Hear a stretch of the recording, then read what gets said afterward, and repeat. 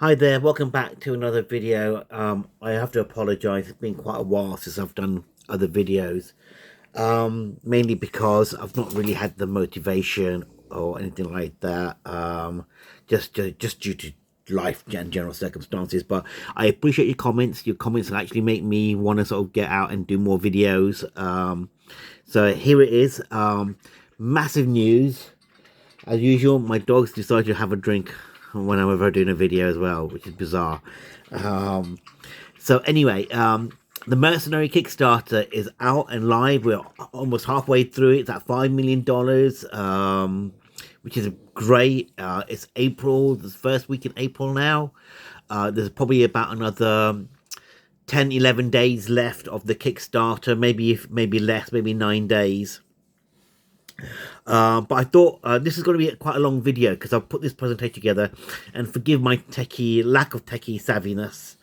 This is just the quickest way I can do it for the time being with the stuff that I've got available anyway. So I've got some tips and things that I think might be of interest anyway. And please do leave your comments down below. I'll be interested to see what you guys also think. So, for those of you new who have not done a Kickstarter, what is a Kickstarter? Basically, Kickstarter is out there to raise funds that would otherwise not allow a project to start up or happen or take place. So I think this is BattleTech's second main Kickstarter. I don't think they did one after before the clan invasion, but effectively what they were trying to say is that we need to put the money together for the molding, the sculpts, and mold and sculpting, all of that kind of stuff, the tooling. It's probably about $10,000 to $15,000 per figure. So the clan invasion one, you're talking, when they did over 100 models, that's quite a lot of money at the end of the day. And I think I worked out for this one, it's about 700,000 or thereabouts, based on the number of models that they're doing, and it is increasing. I mean, they're saying that it's 54, but with the stretch goals and everything else, it's great, it's incredible. Now, one of the things that to bear in mind with the Kickstarter is that it's actually an investment loan, and it's not even a loan. So normally, if you wanted to do, a funded project, you have to get a loan out, but you have to pay interest. But Kickstarter is basically you're getting money with no interest being paid on it for up to 12 months, effectively that loan, and then you can ship product out. It's not a pre-order, even though it kind of does work as a pre-order because you actually get the product. It shouldn't really be like that, but there should also be rewards because you're rewarding the people who supported you with funding that you wouldn't have had access to otherwise, or would have made it very difficult for you. So, I mean, just for $5 million, you're talking about £250,000 worth of $250,000 worth of interest or thereabouts. I mean, I'm sure it's probably more. I'm no accountant or anything like that, but these are just figures out there anyway. But anyway, just so you're aware, we're funding this project. I mean, initially they were looking at about 1 to 2 million, 2 million, I think it was, and that was woefully undergunned and targeted based on the massive popularity that is now BattleTech.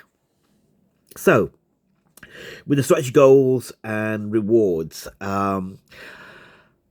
I like to be positive about BattleTech. I don't want to be a negative Nancy. Sorry for those Nancys out there. I'm sure it's a great name. But I do want to point out, if I think there's something that's not good. And by the way, I'm not sponsored or affiliated to Catalyst Games in any way, shape, or form. This is just some random guy doing a YouTube video. Okay, so my opinion is my opinion. I'm in the hobby to have fun and enjoy it. So, how I feel about the digital rewards, which are part of the stretch goals, they're cheap and most of them are horrible. I backed the last clan invasion very heavily. I mean, you're talking a couple of $1,000s worth of product. And I did not even look at any of the digital rewards from the clan invasion. I have no interest to me whatsoever. I prefer physical. I prefer print. That's just me. I'm sure other people enjoyed it. They liked it, but I still think it's a cop out. And I've trawled through Facebook and YouTube and stuff, and I've seen lots of comments, and there's a lot of people there just not happy with the digital rewards, and I do think it does cheapen it. Whether it's a wallpaper or stuff, that should be free. That shouldn't even be part of the reward structure. I mean, anyway, it is what it is. There are some digital rewards I do like, by the way, like the audio books that they're giving away. I think that's great. I can happily listen to BattleTech lore and BattleTech novels and books. And I think if they did more of that, I'd be much happier bunny. And then you've got the big item here. I hope you can see it with my mouse. I'm trying to point to it here. This 4-inch Marauder, which is apparently worth $45. And people have said it on social media. What am I going to do with it? It's a 4-inch model I can't use in the game. Yes, it looks great. It's $45. Is it really worth $45? I mean, if I was looking at that and it was 4-inch model, the max I would pay is $10. So again, it's relative. Apparently, the company that are producing the figures, they did it as a kind of a sorry, thank you, whatever. And for that, Catalyst are putting it in as a game reward, so as a reward which has a financial value to it, to offset against what you're investing. I think it's just bad. I think what they should have just done was say, look, we're not even going to put a value to it. We're giving everyone free. That was it. Just done, But anyway, it is what it is. I'll take it, but I don't want any more. I would rather they gave us that $45 again as credit, and we can use it to get other swag that we do want. Because for me, a lot of people who have said it, they don't want it. I mean, there are people out there who do want it, and then if I do get one, yeah, I'll paint it up and I'll enjoy it, and it'll sit there somewhere, never to be used ever again. And when I've got a ton of other minis to paint, it is pretty frustrating. Anyway, whatever. The posters. I've just seen their updates 2021, 22, I think it is, where they turn around and made a mention of the posters to say that the posters can't be rolled up. But they're such a huge fail. Like, look, I'm going to show you the Clan Invasion posters that I've had from the last set, and you can see what I'm talking about here. If you look at it here, you can see there the ink is destroyed. You can't do anything about that. On the fold itself, the ink is destroyed. So when I open it up, and by the way, this is the first time I've ever opened it up, you will see that seam line there, clear as day. Yes, I can iron it out, but that's going to stay there. Even if it gets folded, you are still going to see it. Look, you can still see it. So my suggestion is that depending on what the box has been shipped out in, all the goods and rewards, make it the size of the Game of Armored Combat, and then have it rolled up. And I know that they talk about they couldn't put in tubes because the tubes will get damaged and blah blah blah blah blah. But at the end of the day, these posters are useless, because why would I want to put up a damaged poster that's been folded? And the cardstock they use is really nice, by the way. It's great. It's like Games Workshop do these lovely box sets, and they put a piece of lovely art in there, a piece of carded art. I don't think I've got one handy that I could show you, but it gets damaged with all the sprues in there. So again, you can't use it. I mean, why even print the stuff on there? Because you can't use it. It's like it's a waste of ink, and I feel like we've got great assets, and we're just... Anyway, I don't want to dwell on it too long. I know some people love the posters, and they'll do good with it. I would love posters, by the way, if they weren't folded, and that's my biggest issue I have. The posters are worthless. Double size them, triple size them, make them 5 million times as big as you want. They're still utterly useless to me. And I'm sure a lot of people will feel that way too, because they're folded, they're going to be wrecked and ruined. And, like, if you look at my boxes here, I keep my boxes, I keep some of my packaging, because I love the packaging that they do, because it's just the way things are.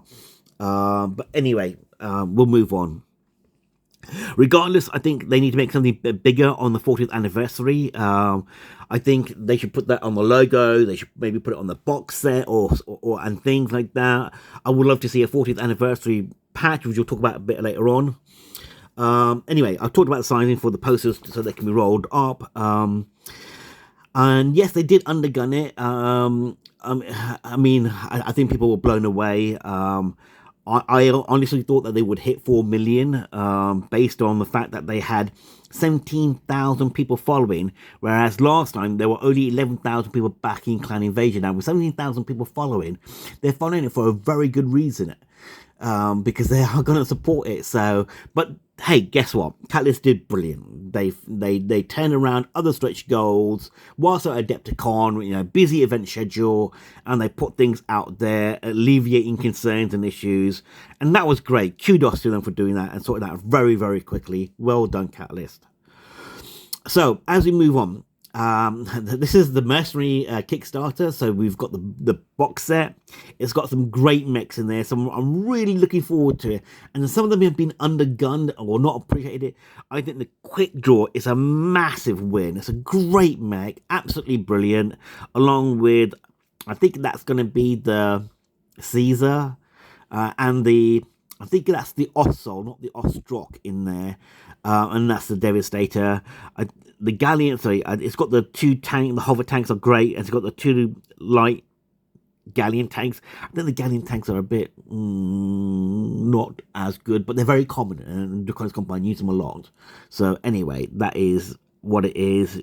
You can always use more locusts and stuff, but it's a great set, and I think the box set is going to be brilliant. The one thing I have an issue with about the box sets that Catalyst do is the dice are bog standard. I wish they would do a great BattleTech dice in the box set, like Hasbro done with Hero Quest. They've done some really lovely dice, and yes, they've had problems with dice before in the last Kickstarter, but it can't be that hard to get hold of a pair of nice quality BattleTech logo dice. I think that'd just be fantastic to do, especially or having the 40th logo on the dice as part of the box set. That'd be brilliant. That'd be absolutely amazing. I do like dice, by the way, so I get carried away. The force packs are absolutely amazing, all of them. I mean, I think a lot of the mechs that were part of the Clan Invasion, the Innisphere mechs, I'm happy with. I think there are a couple of mechs in there that I'm not, that I wish they would put in, but we'll see what happens anyway. I think one of the best ones is going to be the LRM and SRM carriers. Now, the LRM SRM carriers, they're great because you get extra turrets, so you can actually have 4 LRM carriers or 4 SRM carriers. So the additional LRM turrets or SRM turrets, you turn them into defensive positions, actually. So that'd be great. So I think that's a brilliant one. I'll put battle armor. I'm not happy about the battle armor, just because I think the value is just not there. I think they should have put in 6 bases of battle armor infantry in that box to make it about $30. I think that would have been great. I think getting 4 in there is just not good. And there were some suggestions as well that people said that there should have been at least a couple of bases in the box set, and I agree. I think they should have done that because they did it with the Clan Invasion with the Elemental. So why wouldn't they do that? One of the things I've seen in here is that the reason that they didn't want to do the double force packs, and I'm going to talk about double force packs in a different way as well, was because they didn't want to hurt bricks and mortar stores. And there's a huge problem in the sense of, like, keeps singing that song about bricks. We're trying to support bricks and mortar stores and blah blah blah. To be honest, it's if you want to support bricks and mortar stores, I'm really happy for them to do that, and I think they should do it. But because the campaign's so successful, I think they could have easily turned around and said, do you know what? Any bricks and mortar store that wants to support our Mercenary Kickstarter, they don't have to make a financial pledge until the Kickstarter is launched. Like, not launched, not the Kickstarter, until the product is available, like 14, 15, 16, 18 months down the line. Because I spoke to my local store, and he said the reason he won't support it is because it's 12 plus months of financial investment when he's got wages and bills to pay in the cost of living. And I think, because of the success of this Kickstarter, they could easily turn around and do that. And I don't see why they wouldn't want to do that, because that'd be great. And they could spin it with the 40th anniversary. I think that'd be a great angle to use. So yeah, sorry. My point is make a non-financial pledge for retail, and also as a make a launch retail event kit as well. So tell them and say, look, we're going to celebrating with you. So when you launch, we're going to get you blah blah blah swag, so you can run some parties and cool stuff as well. My retailer, a local retailer, would have signed up for that. Then absolutely, he would have done it. But anyway. And then I think the other thing is, if they were so worried about bricks and mortar stores upsetting them, make only half the force packs available for the Kickstarter and the rest of retail. Yeah, you'd upset people who are supporting the Kickstarter, but people would understand. I'm glad they haven't, by the way. But that's just an example. I'm sure there'd be other good ideas that you guys will be able to come up with anyway. So, yeah, that's my issue. I think they could have done more. Sorry, I'm a bit rambling. I've just recovering from a cold as well. So, anyway, so I've been thinking about this as well. There's extra margin for CGL. Now, typically, a game manufacturer will sell to a distributor, and the distributor then sells to the retailer. So they're cutting out the middleman. So it means that they're making full. This is a direct-to-consumer sales initiative, so you're making full margin on this, but because of the way they're doing the rewards, so if you look at the battalion level pledge, it's about $275. At the moment you get 6 force packs, but you're going to get effectively 3 free based on the stretch goals, and chances are we're going to hit 11, 5 more, because we'll get $7 million, and I'll talk about it a bit later. That's effectively double force packs anyway. So yes, the 4 packs do cut into their margin that they're going to be making, but they're still making a good amount of money on this, and I'm happy for them, by the way. I'm not saying that, gosh, being corporate is bad or anything like that. They're a business. They're there to make money. Tops wants them to make money, and that's why they're a licensee, Catalyst. So it's great. We want them to make money. Let's support this. If you love BattleTech, support it. That's it. I think they've done a great job with this Kickstarter. Yes, there's some niggles that I've got, but overall, I'm happy with it. Anyway, I've got some tips. My tips are, if you go for force packs, go for the Inner Spheres force packs and get a salvage box, because then it's at $38 rather than $30. Rather than the clan star packs, which are $35, or the $40 force packs, which are the vehicle packs. So that's where you get more bang for your buck. So go for the Inner Sphere ones, because effectively the value gets increased. Just here, so you can see that there. Sorry, my explanation is not very good. And also, if you're outside of the USA, get these neoprene mats. They are gorgeous. And last time round, the clan invasions, they weren't available in Europe, which is a massive shame.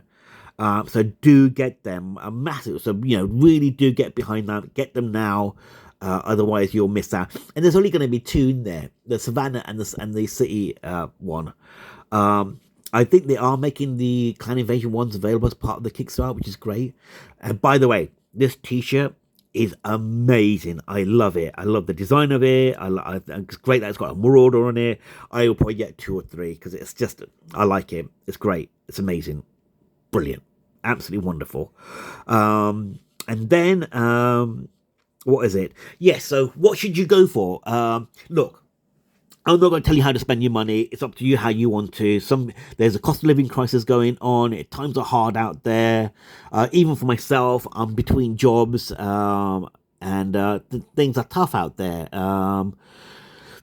But I know I love BattleTech. I went crazy last time with the Clan Invasion, and I'm going to go nuts again. So for me, it works better if I go for the regiment, only because I want all the fancy stuff. I want all the encounters game, which looks great. I want a printout of the legends too. I think there's another book that you can get, the Art of Sun Tzu. You get the 4 challenge coins. And yeah, even though I think we will end up, the battalion is going to be a better bang for your buck kind of reward at the end of it. But chances are I just won't be having a regiment, a pledge. I will probably have a battalion and a regiment, and I probably will go for 2 regiments with a and split one with a friend. So yeah, I will go nuts on this because you are getting really good value, and I want to break this down. So effectively, it's $500 for the regiment, and I think we're going to end out at 17 force packs. Even if we were to go at 440, and this is where my maths is going to really struggle, you're looking at about $680 of value for 500, and that's what dollars. So that's $180 that you're up. Okay, now you're going to be up because you're going to get both map packs, which is going to be about another $60. You're going to get the printout, that's another $30. Sorry, the printout of the Legends 2. You're going to get the challenge games, another $20. You add up all of that, and the challenge coins, the swag, the additional salvage boxes, you'll look at another 150 thereabouts. So effectively, you're getting them probably about $250 worth of free stuff as such. So I think it's great anyway. I don't have any issues. I think they could easily have done better rewards instead of the digital stuff and the posters. Oh, anyway, whatever. Let's move on. And then where are we? Right, yeah. So my predictions. So I am sure, like they did last time, they gave us the Shalone as a surprise thank you, and I think CG will add a surprise rule for backers when they get to what's it called, implementation delivery of the Kickstarter in about whenever they decide that they're going to be shipping it out. I think there will be a reward, and I think that's going to be great. I'm sure they'll do that because I think CGL is that type of company. My prediction is that we'll finish around $7.5 to $8.5 million. Actually, I think we'll probably hit about $9 million. So that's what I'm hoping that we're going to be at. What I would like to see in the Kickstarter, to be honest, and if they can do it, and I hope CGL does take heed of it. So if you do like some of the stuff in there, please do share this video. Do sort of promote the things I'm trying to say. But I would like to see BattleTech logo patches and mech patches.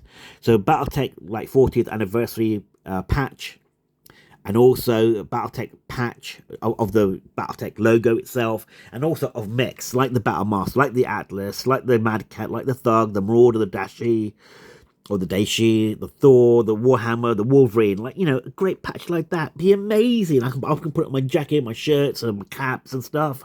Yes, we should also do caps, by the way. I hope I put that down. Yes, I have. BattleTech cap beanie. Please do that. So let's get back up again. I'm delighted, and I was going to do a video before the Kickstarter started, and I said I'm predicting or hopeful that they do a bounty hunter type force pack, and I'm glad they've done it. I think that's amazing. I'm really looking forward to that as a force pack. That's just going to be great. And I think they need to do something more for the 40th anniversary of BattleTech. I know they're doing that big $200 book, the BattleTech lore or universe lore. They got for $200 for that book. It's got to be amazing, and I will be putting my name down for one of those, absolutely. So you can see this Kickstarter is going to be expensive, and at the beginning I've only put myself down for $500 at the moment. You can see that I am going to be spending quite a lot, and we're not at the end of it. So I'm pretty much like a lot of the other MechWarrior fans who are really hardcore and dedicated. Did I just say I'm hardcore and dedicated to BattleTech? Oh my god. Anyway, I don't think I am. I think I just love it. It's been a part of my life for such a long time. Anyway, one thing I'm not happy about, or upset, but not happy, I'm just annoyed. There's no Dachi or the Hatamoto Chi in this, and I think they should have added. Yes, they're not mercenary mechs, they are house creator, but come on, they would have been great. I think they could have done a couple of house packs just to sort of break things up, like they did with the clan force packs. They put a couple of clan packs in there. I think they could have easily done a Rasselhag one. They could have done Draconis Combine. Even the Fed Sons one would have been a great one to put in there.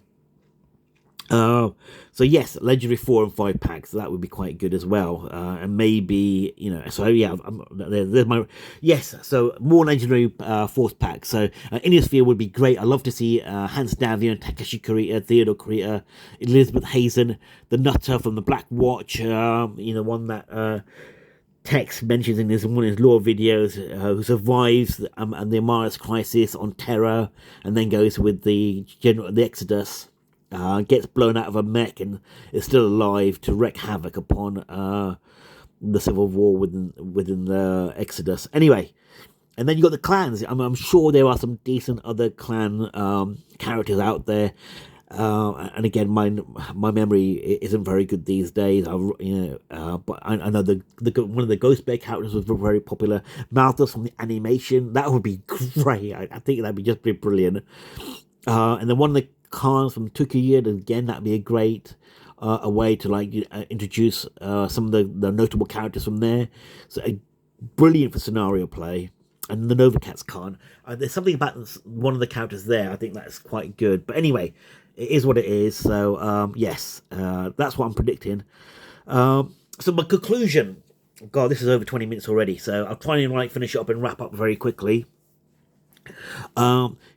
Is there value in this Kickstarter? The bottom line is, as mercs, it's all about the profit. And yes, there is. There is. The Battalion Regiment are great. At $7 million, we're going to be hitting another stretch goal where we'll get more force packs added, which is brilliant. And it's great to see the OS series of mechs being produced, the Charger, the Quick Draw, the Bounty Hunter. It's going to be amazing.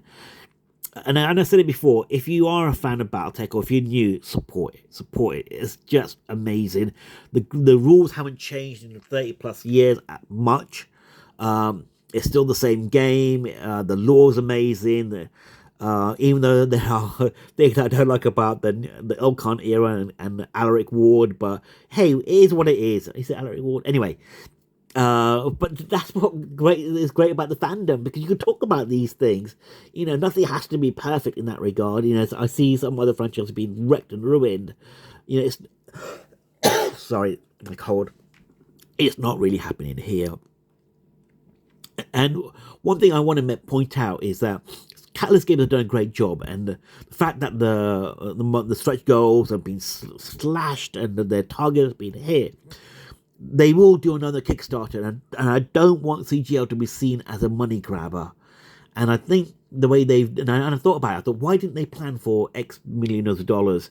And I think that just shows that they've been kind of humble about things too. They didn't turn around and go, right, we want to hit this and they expect our fandom to sort of come out and throw money at us. They've done it, and it's good. So I think next time round they want to make sure that they make sure that the fans are rewarded as well, and they will do this time, they will do next time. I just don't want them to be seen as some of the other game companies that are out there that are seen to be money grabbers. Catalyst have done brilliantly on this Kickstarter. I hope they do take note of some of the things and they do change things. So yeah, anyway, it is good. So what could the other Kickstarters be? I wouldn't mind seeing the Jihad where a Blake one, maybe a Republic of the Sphere, Dark Age, and maybe even the Inclan era. Anyway, it is what it is. I hope you enjoyed the video. Please like, subscribe, share. Let us know what you like about the Kickstarter, what you're going to be pledging, if anything. And as they say in Galtor, we remember. I'll see you in the next video. Bye.